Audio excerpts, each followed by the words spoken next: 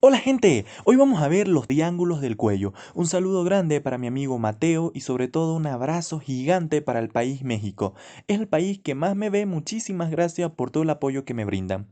Para estudiar los triángulos del cuello debemos delimitar el cuello, que tiene la forma de un cuadrilátero. Hacia superior va a estar delimitado por el borde inferior de la mandíbula, que se prolonga hasta la apófisis mastoides del hueso temporal. Hacia inferior va a estar delimitado por la cara superior de la clavícula. Hacia posterior por el borde anterior del músculo trapecio y hacia anterior por la línea media anterior del cuello, que vendría siendo esta la línea media anterior del cuello vista de lateral, así es, ¿ok? Y pueden observar que tiene la forma de un cuadrilátero. Superior, inferior, que es este, anterior y posterior. Entonces, este mismo cuadrilátero va a estar interrumpido por el músculo esternocleidomastoideo y me lo divide en dos triángulos, en un triángulo anterior y en un triángulo posterior. El triángulo anterior va a estar delimitado hacia superior por el borde inferior de la mandíbula, hacia inferior por el borde anterior del músculo esternocleidomastoideo y hacia anterior o límite interno por la línea media anterior del cuello. Este triángulo anterior va a estar interrumpido por dos músculos. El primero es el músculo digástrico, como pueden observar, junto con su vientre anterior y posterior, y el músculo omoioideo, solo su vientre superior, ya que el vientre inferior interrumpe al triángulo posterior. Y gracias a esta interrupción de estos músculos me lo dividen en otros subtriángulos. El triángulo submentoniano, que es este, ¿ok? Tenemos al triángulo submaxilar, al triángulo carotidio y al triángulo muscular. Luego, el triángulo posterior, que es este, va a estar delimitado hacia posterior por el borde anterior del músculo trapecio, hacia anterior por el borde posterior del músculo esternocleidomastoideo y hacia inferior por la cara superior de la clavícula. Este mismo triángulo va a estar interrumpido en dos por la presencia del músculo del vientre inferior del omoioideo. Y me lo divide en dos triángulos, en un triángulo occipital o superior y en un triángulo inferior o supraclavicular. Empezamos por estudiar el primer triángulo.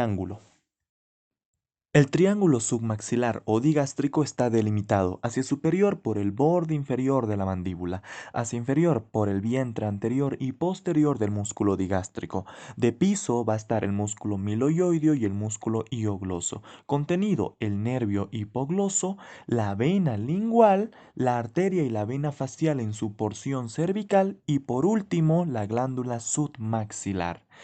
Dentro de este triángulo submaxilar o digástrico se encuentra otro triángulo llamado el triángulo de Pigorov. Pregunta de examen. ¿Cómo está delimitado este triángulo? Sencillo. Por el borde posterior del músculo miloioideo, eso es hacia anterior. Hacia posterior por el vientre posterior del músculo digástrico. Y hacia superior por el nervio hipogloso. Contenido, tengo que quitar al músculo hiogloso, que es ese. Quito al músculo hiogloso y observo a la arteria lingual y a la vena lingual profunda. Pasamos al triángulo submentoniano. El triángulo submentoniano está delimitado hacia superior por ambos vientres anteriores de cada lado del músculo digástrico y hacia inferior por el cuerpo del hueso ioides. Su contenido va a ser algunas arterias y venas submentonianas. Lo que importa más aquí es las venas. ¿Por qué? Porque un conjunto de venas que están minúsculas acá, son pequeñísimas, la verdad, las venas, me van a llegar a formar la vena yugular anterior. En este caso, las venas yugulares anteriores. Pasamos al siguiente triángulo. El triángulo carotidio está delimitado hacia superior por el vientre posterior del músculo digástrico, hacia posterior por el borde anterior del músculo esternocleidomastoideo y hacia anterior por el vientre superior del músculo omoioideo. El piso va a estar dado por el músculo constrictor inferior de la faringe, por el músculo constrictor medio de la faringe, constrictor igual, por el músculo hiogloso, que estoy señalando acá, y por el músculo tiroioideo, que está de verde. Luego el contenido, importantísimo, memorícense esto, tenemos a la vena yugular interna. luego al tronco tirolingo-faringofacial, luego a la carótida primitiva, en su bifurcación de carótida interna y externa. Pregunta examen, ¿en qué triángulo se bifurca la carótida primitiva? En el triángulo carotidio. Ojo con eso.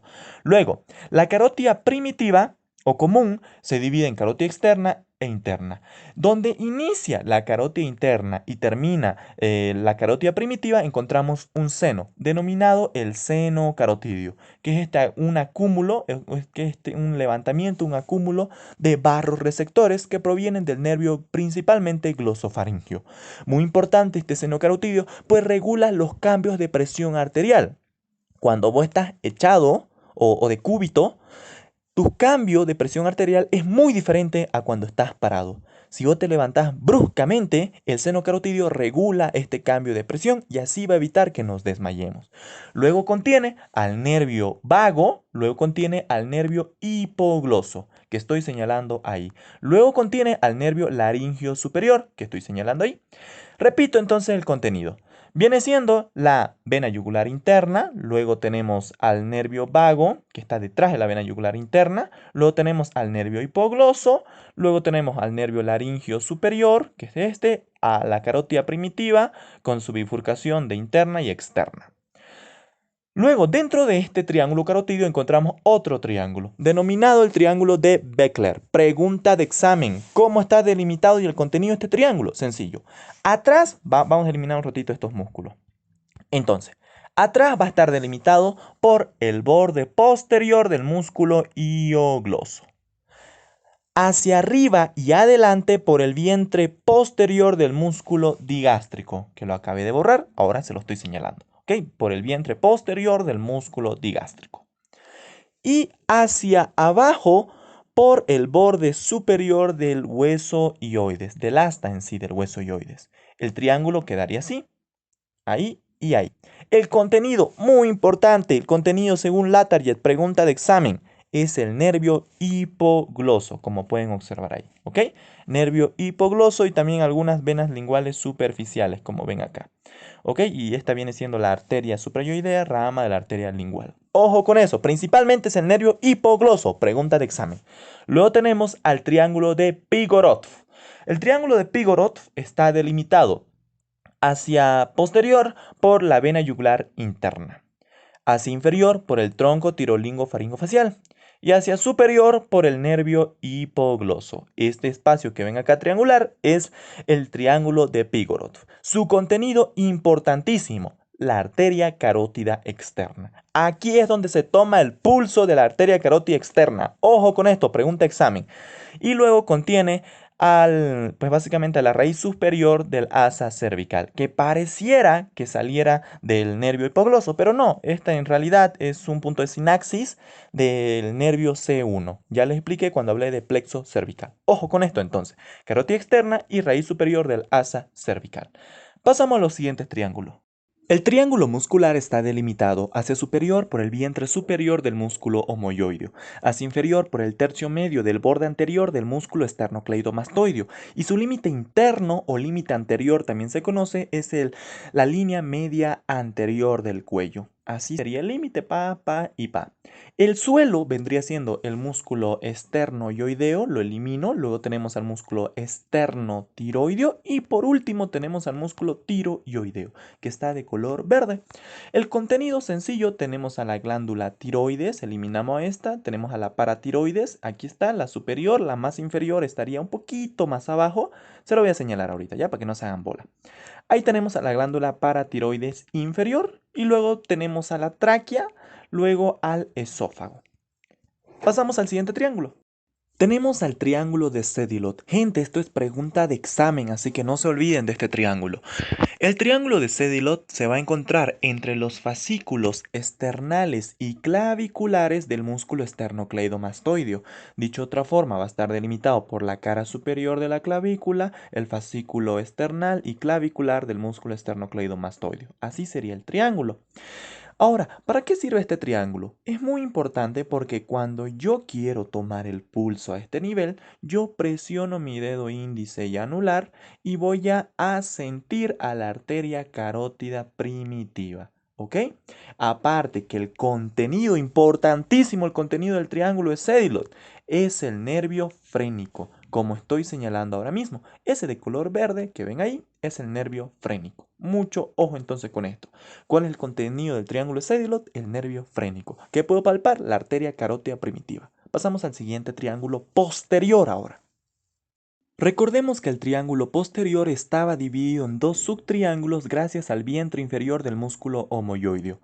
Me lo divide en un triángulo superior u occipital y en un triángulo inferior o supraclavicular. El triángulo superior u occipital está delimitado hacia posterior por el borde anterior del trapecio, hacia anterior por el borde posterior del esternocleidomastoideo y hacia inferior por el vientre inferior o posterior del músculo homoyoideo.